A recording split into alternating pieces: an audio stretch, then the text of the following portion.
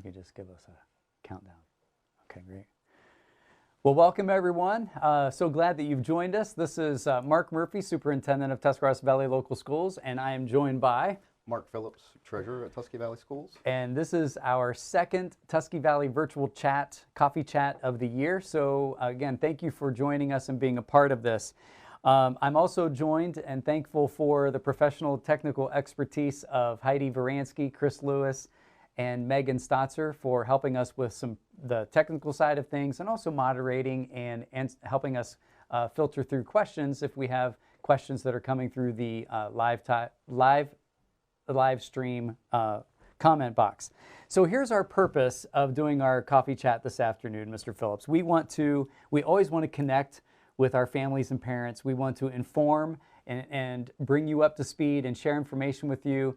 And we also want to engage. And you engage by fielding questions and sharing responses. And this is one thing I do know. Mark and I will do our very best to share information with you. And if we don't know something, we will tell you if we don't know. And we will figure it out and then communicate that back out to our community. So that's our purpose.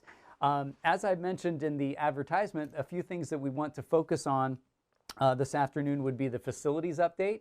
We want to talk about our construction plan. We'd love to highlight what's happening academically with our students, especially in light of the global pandemic. And you know, a question that came in earlier was, well, how has COVID impacted students' learning? Has that made an impact? So we want to address that. And then just other highlights, athletic highlights, things with the arts and speech and academic challenge. And then we'll just open it up and field questions if we have questions that come through. So let's start with facilities, Mr. Phillips. We are moving forward with our vision of a comprehensive master plan in partnership with the Ohio Facilities Construction, OFCC, Ohio Facilities Construction Commission. And I was in a meeting last night, and one of the things I shared with them, because it could be a question like, well, why are we doing this?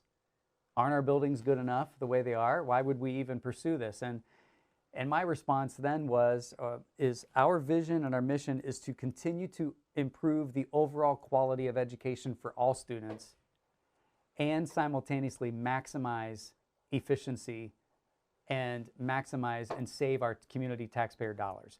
And we want to be as efficient as we can. So improve education and be efficient with our dollars. So let's dive into a little bit of the master plan.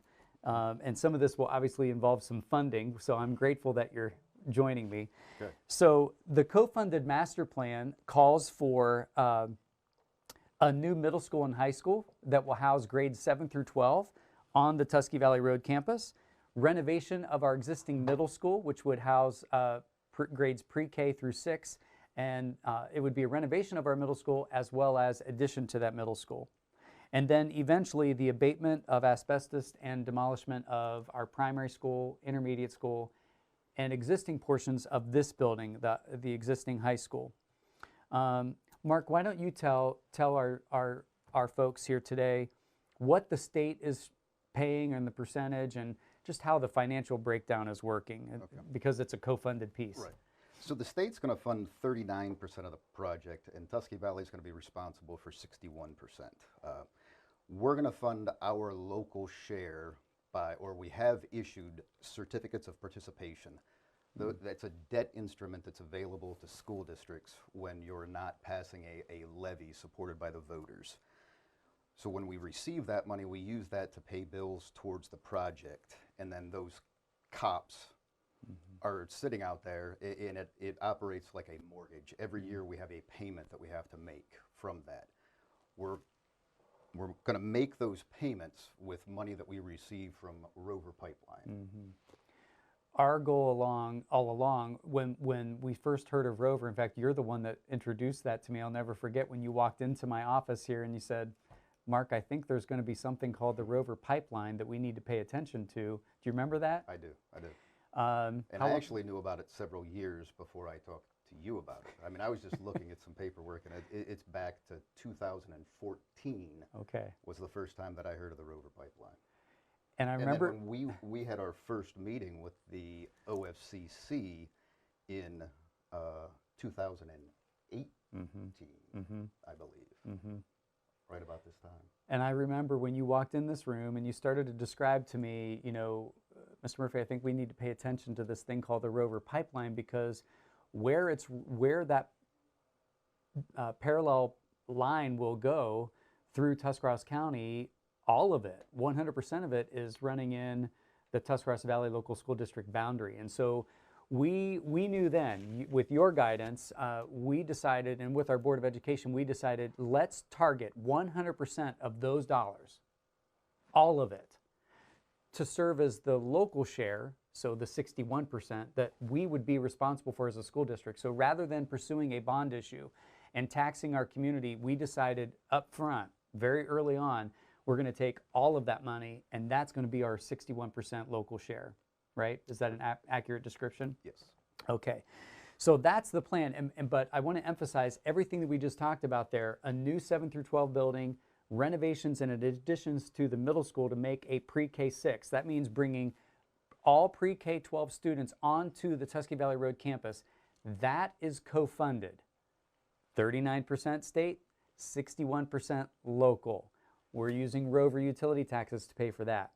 Now, beyond that, then we get into what's called LFIs, locally funded initiatives. And I want to, I'll come back to that. Let's come back to the LFIs. But I think one of the things that people want to know about is, Mark, tell us about the timeline. Where are we? How long is this going to take? So I'd love to walk through the timeline of our facilities, construction facilities plan. So we're at February 2021. So what's happening right now, and you have access to some of these photos, if you go to our district Facebook page, we've been trying to push things out.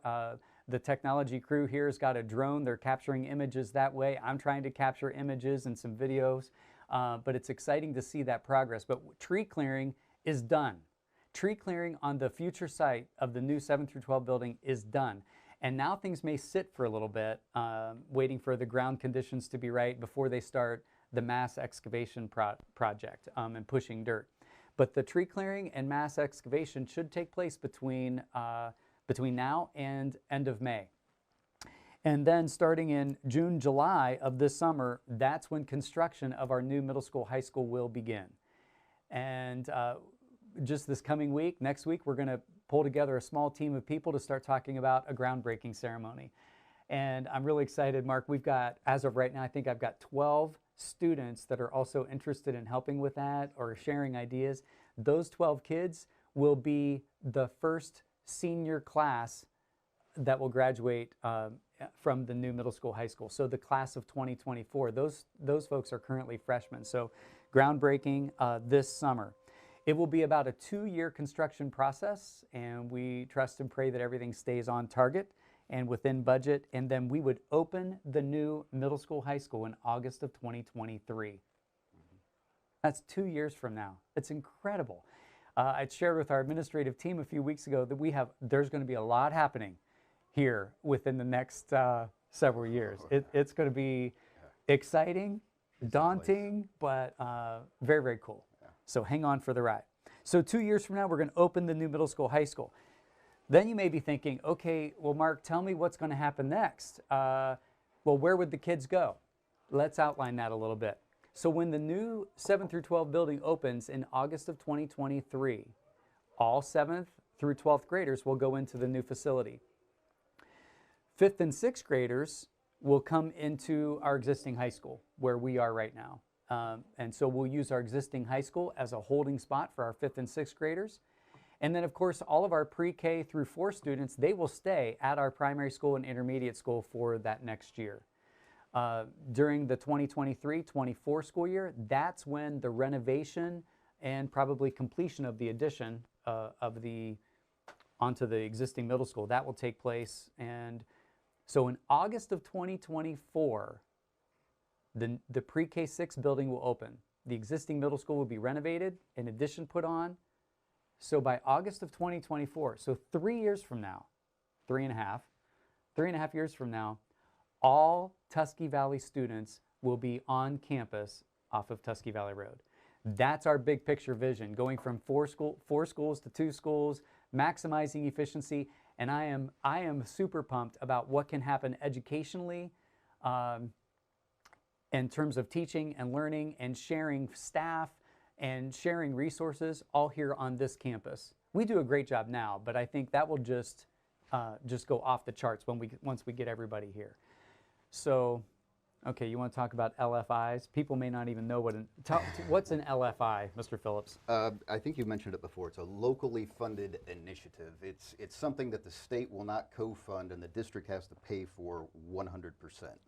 So as we look at the total master plan, Mark's vision, the state will not fund anything beyond demolition of the existing high school. So they'll pay for the demolishing, then we have to, what they call, button the building up. Wherever we decide to break the building, we'll have to brick the walls up and then renovate the inside of the building as need be. And again, that will be 100% paid for by the district.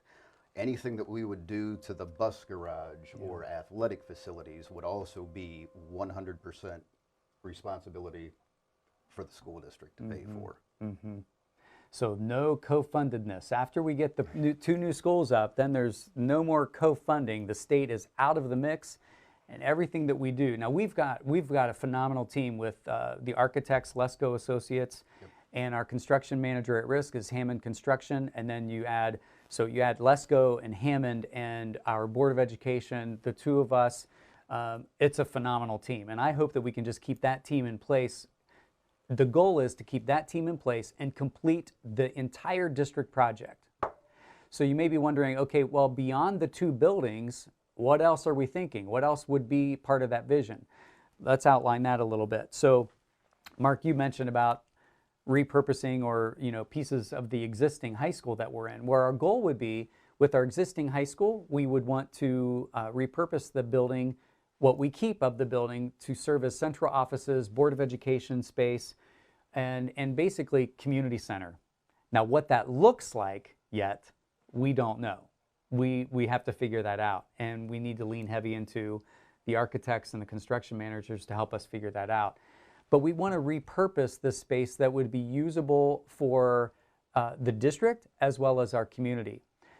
So, for instance, the existing auditorium, that auditorium was brought up to speed about 4 or 5 years ago, and we invested, many of our community members, and helped us invest dollars in that to the tune of about $325,000 just to bring that one space up to code. It became a much larger project than what we originally thought. So we obviously want to keep our existing auditorium. It's a small, quaint, phenomenal place, perfect for community meetings, small group meetings, small in-services, that kind of thing. It's not the most conducive to performances, theater, drama. We've done our best with it, which then leads us to, well, we'd really like to have a brand new auditorium to go with the new middle school, high school, the new 7 through 12. The state does not co-fund auditoriums. So any auditorium space that we do, that's again 100% on the school district and LFI, locally funded initiative. So an auditorium is something we need to think about.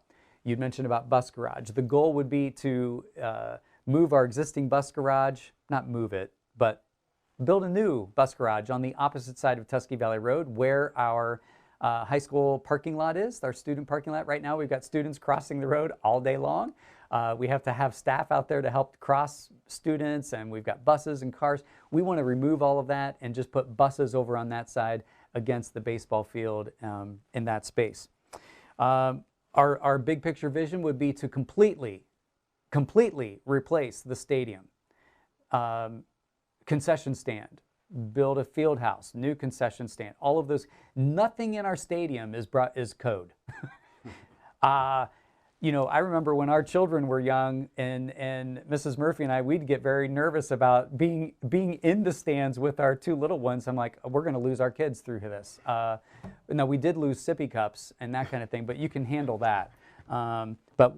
So completely replace the stadium, field house, concession stand. And then we have to also figure out what we're going to do with the existing weight room, wrestling center, the white concrete block building, which is located behind our high school.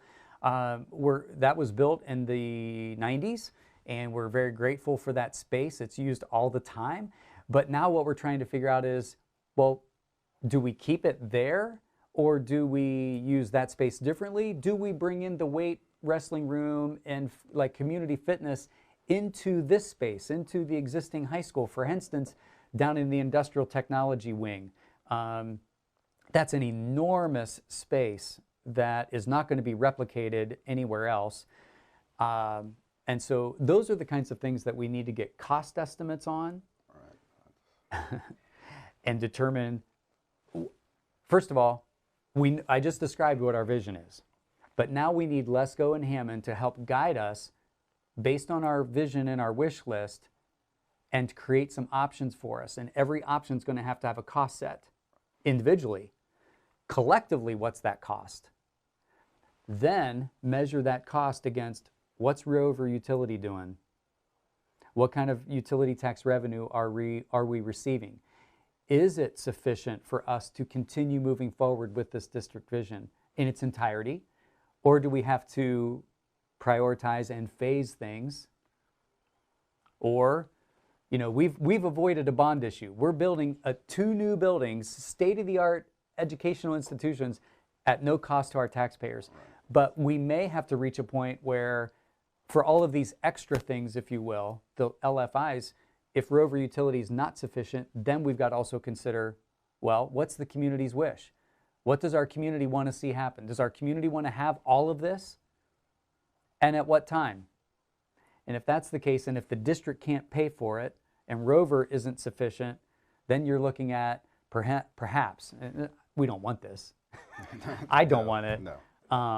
But that's something that we'd have to lay out is, you know, do we look at a permanent improvement levy that, and I know how you think, everything, we want to think conservatively, and we want to think short term and get it taken care of right away. We want to take care of debt. Exactly. So that's a bit, we covered a lot of ground there regarding our facilities. You'd mentioned about the financing, and when I mentioned debt, tell our listeners, how long did we finance that for, and what is our vision? Right. Well, it's a 30-year COPS issuance. We sold $27.5 million in COPS. Our annual payment is around $1,450,000. And again, depending on Rover and how much money we would collect from Rover, and whether they continue to appeal or when that's settled will determine. But 10 years out, there's a call built into the bond issue, well, the COPS issuance. So in 10 years, if we have money saved up or set aside, we can actually pay the debt down or pay the mortgage off at that point in time. And my hope is that we're in a position that we can do that. Yep. That's the plan.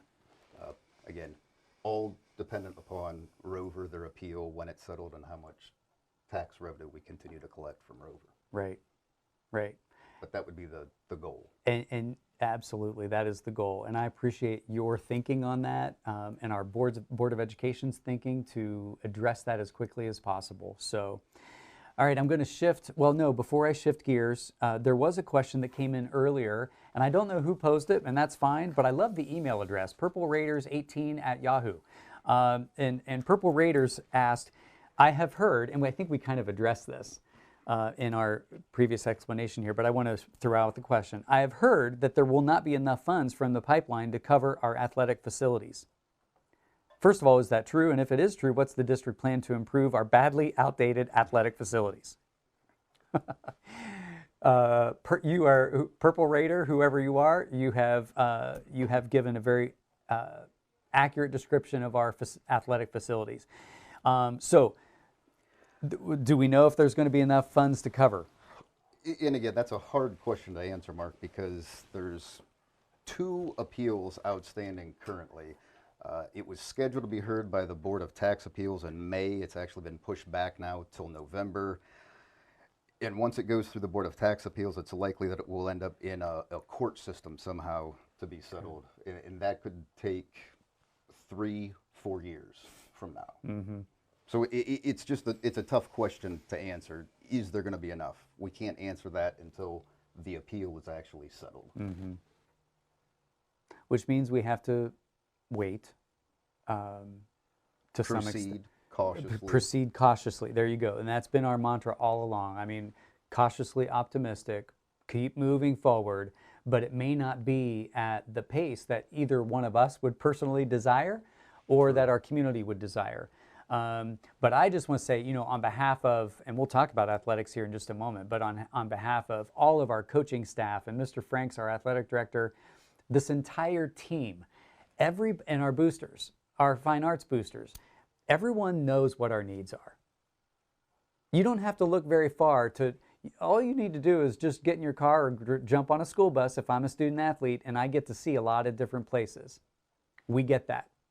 But I've said to you, and I say this with the utmost respect, never disrespectfully, but when it comes to big ticket items like we're talking about, you don't sell Zappa-Snack fundraisers and cupcakes to pay for it. And a $20 donation here or there, or a $500 donation, or let's even go higher, it will not even touch it. So all that to say is we are going to be as ambitious and bold but cautious as we need to be moving forward. And we want to use Rover utility tax revenue to fund everything that we possibly can without taxing folks. Right. If we reach a point where, hey, the community really wants to see some things happen, what's it going to take? Well, it's going to be beyond Tuscarawas Valley Local Schools' ability. It's going to be if it stretches beyond that. So that's when we have to consider other things. Right. I mean, we want to enter this or look at this just like you would your personal finances. You want to be responsible with it. You don't want to bite off more than you can chew. If you go out and take a mortgage or buy a house that you can barely afford, and then you get laid off, you won't be able to pay that mortgage. Closure will happen. So we're in the same situation. We want to be responsible. We don't want to bite off more than we can chew. Thank you. Thank you. Now we'll shift to academic achievement. A question that came in earlier on the form in advance was, Mr. Murphy, can you tell us what kind of an impact has COVID had on the learning of our students? We were in remote learning. Everybody, the entire country was in remote learning from March to May of 2020. And we were blessed. This district has been blessed. This school year, we started this year off strong in person, 5 days a week, and we maintained that status for about 13 weeks. And then we started to have a shortfall of staff and difficulty in covering substitutes and those kinds of things. And we shifted once again into remote through Christmas, and then right after Christmas, we came back. So all that to be said is that thank goodness, Dr. Derek Vransky, our curriculum director, and our Office of Student Services, very forward-thinking, years in advance, not just reactive, years in advance says, hey, you know what, Mark? I think we need to be using what's called MAP, Measurement of Academic Progress. It's an internal measurement that we can use for all students grades K-12 and measure their academic performance and growth and benchmark that throughout the year. Not just relying on the one-time state assessment at the end of the year. And I am so grateful that we've done that. And here's what we've learned. Even in light of the pandemic, our students are doing an incredible job academically. From our MAP data, and Dr. Vransky has been reviewing this with all of our staff here recently over the past couple weeks with all of our teachers, even from fall 2020 to winter 21, where we are right now, our students are on track academically. They're on track for academic progress and growth. And here's the cool thing. Compared to all other students in the country at that grade level, in that content area, given similar situations. So we can say, well, we were in remote. Well, guess what? Other people have been in remote too. Or we've had technology issues. Well, so have the rest of the country. Our kids are right on track nationally. Truth be told, in terms of growth, we are just slightly, it's showing just slightly less than 1 year's growth for all of our kids, all kids, all grade levels, K-12. So again, that's we always want to improve. I mean, that's what we're here for. educationally, to improve and to give our students the best learning opportunities. So we want to continue to improve, but I'll tell you what, there probably are a lot of other school districts that would like to have their name. This is what Dr. Bransky shared the other day. There are probably a lot of other districts that would like to have their name on this report. And we're proud that it's our district. And that is my hat goes off to extreme thanks to our teachers and staff, our families, and most importantly to our kids. Our kids our kids deserve that credit. You may be asking, okay, well, so now what are we going to do? It's winter 2021. We have a little less than half the school year yet. There's this talk about the federal government is going to make the states take the state assessments. What's the state of Ohio going to do? Well, I was on a meeting earlier this morning. They're still figuring that out. But here's what we're going to do. Between now and the end of this school year, every single one of our teachers, with our Office of Student Services, with me also looking at this, we're looking at every single student's performance and growth, where they are, even by standard, by content standard, where are they and what are they ready for, where do they need to be? And if we design our instruction and tailor things differently, then we're going to see further gains with academics and with growth. So I'm just really thrilled to share about that. And then lastly, I'm going to wrap up with this, and then we'll turn it over to questions if we've got questions. So a few district highlights. Let's start with athletics. This entire year, you can say I just like light up when I'm thinking about the accomplishments of our kids, whether it's academically, athletically, or the arts. Our teams and our kids our coaches have just been remarkable all year long and have persisted and overcome and done amazing things. Here's evidence of it. Okay, boys basketball. Boys basketball, I believe for the first time in district history, are the IVC South Division champions. The first time in district history. Our boys basketball head coach, Mr. Terry Seitz, IVC South Coach of the Year.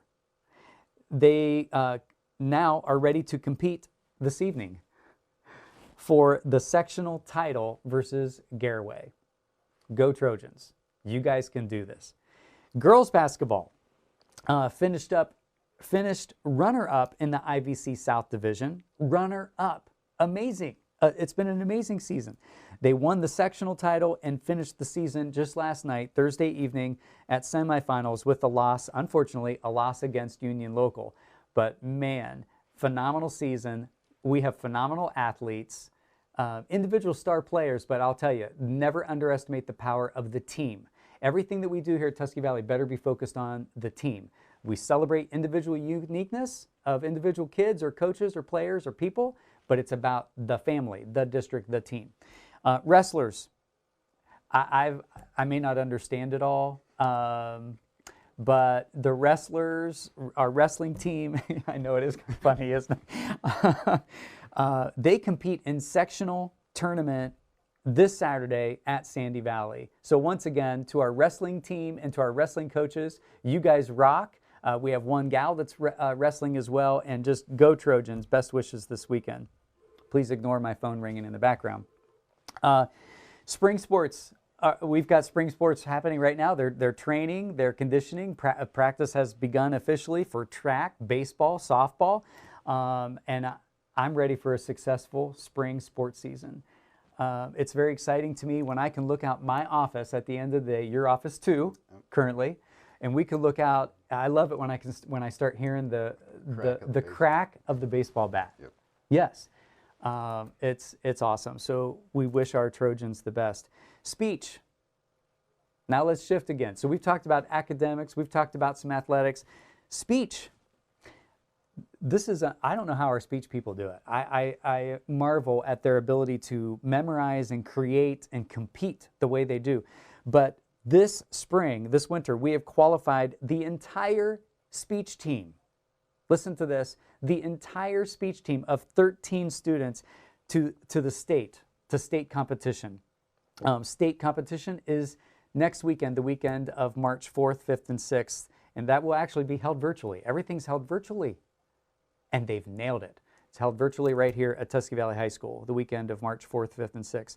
In addition to that, 4 kids have qualified for the national Tournament of Champions, 3 students. For national tournament this June that will also be held virtually through the National Speech and Debate Association. So our speech program under the direction of Mrs. Carrie Spina has just continued to thrive. And I credit a lot to her leadership and her expertise, as well as just bringing out the potential of our students. Academic challenge, I'll finish with this, and then we'll turn it over to questions. Academic challenge is under the direction of Miss Kristen Dummermuth, one of our high school English language arts teachers. And you may be wondering, well, Mark, what exactly is academic challenge? Well, we've got currently 5 high school students that are participating, and it's really a scholar trivia competition that's open to all high school students, and it's really designed to display excellence in various academic categories, ranging from literature, math, history, geography, science, fine arts, government, and economics. Ms. Dummermuth, I want to share this quote. Ms. Dummermuth says, "This team's performance is a true testament to their dedication to their studies and the hard work they put forth in all of their classes." So actually, our academic challenge team competes tomorrow. Today's the 26th. So Saturday, February 27th, they compete for the IVC finals tomorrow. So once again, to our academic challenge team and Ms. Dummermuth, go Trojans. You guys have this, and I'm excited to see the results. So, all right, that sums up our coffee chat that we wanted to cover, along with a few questions that came in advance. We'll turn it over to Ms. Stotzer. Do we have any questions that have come through? Okay. Someone mentioned that our community would really benefit from something like a YMCA. Could the new campus provide that for community members? Great question. What your thoughts, Mr. Phillips? I'll let you go first. I've been doing all this talking. I don't know. I don't know how we could, or if we could, partner with the YMCA. I think that there would be the opportunity that, again, we could have some, like we do with the track currently. The Sure. track's open for individuals to walk or jog on, All the time. at their leisure. So there may be the opportunity to do the same thing with a weight room or fitness equipment. Mm-hmm. Obviously, we'd have to talk to legal counsel and insurance companies, et cetera, but Mm-hmm. I definitely think that's... So even without an official partnership, for instance, with the YMCA, I agree with you completely. We want our facilities to just be legally, whatever we can. We want it to be open and available to our community. Nothing belongs here to you or me. We're stewards of it, Right. and so we just want everything to be open as it's appropriate. What I've noticed, though, there have been school districts that have successfully partnered, but when you think about those environments, they're big venues. For instance, if Lake Local Schools has a partnership with the YMCA, so their fitness center is a YMCA. Well, then you have to figure out, well, who's running it? Is it a YMCA person, or is the district paying for a person to run it? I also know, now I don't have I used to have an active membership with the YMCA, but typically those organizations are already struggling on their own, let alone expanding into additional satellite locations. A lot to be considered there. Would we be open to it? Yes, but I think that what you nailed it in terms of we would rather develop it knowing what the needs of our students, our student athletes, and knowing what the needs and requests is of our community, and then just being available rather than, I don't need anything else to run. Do you? No. So just being honest. and I also I want to make sure that whatever we move forward with, that it is sustainable. Long after I'm gone, that it is sustainable and affordable. The last thing I'd want to do is, okay, let's partner with an organization, let's say the YMCA, and then the YMCA has financial hardships and they say, hey, we're out.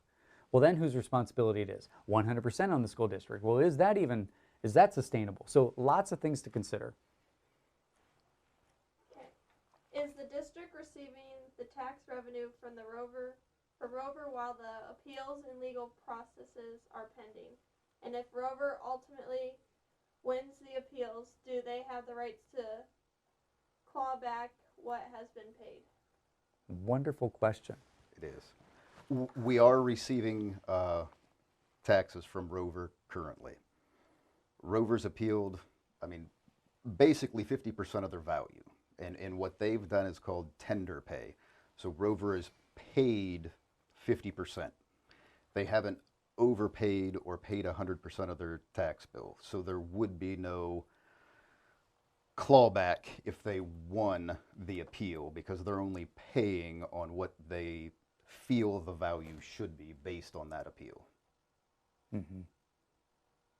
So for instance, if Rover's tax bill should be $100, they're paying $50. If they would have paid $100 and then subsequently won the appeal, yes, they could have clawed back for that overpayment of $50. Mm-hmm. How about, as a piggyback to that question, Mark, just off the top of your head, even if it's approximate, what has the district received so far in Rover utility tax revenue that we have targeted towards paying our mortgage, if you will? Roughly $2 million a year for these past 2 years. Mm-hmm. Right. Great, great.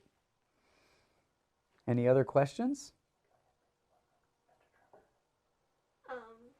Mr. Trevor said, no question, just enjoyed the update. Thanks for being an open book and sharing things the way you do. Would that be Mr. Denny Trimmer from Solid Rock Studios? Thank you, Mr. Trimmer. Thank you. We'll be in touch. We've got graduation to talk about. So thank you very much, Mr. Trimmer. Nothing else? No other questions? All right, Mark, I want to thank you. Once again, thanks to our technical team here for making this happen. And we're grateful. I mean, we prefer to do this with people in the room, but we're grateful that we can connect and inform and engage with our community in this way. So, hey, thanks again, everybody. Have a great rest of your day. And for those of you who watch this later, I hope it's informative. And if you've ever got questions, feel free to please be in touch with Mr. Phillips, our treasurer, or myself as superintendent, and we'd be honored and happy to answer those questions. So thank you so much, and go Trojans.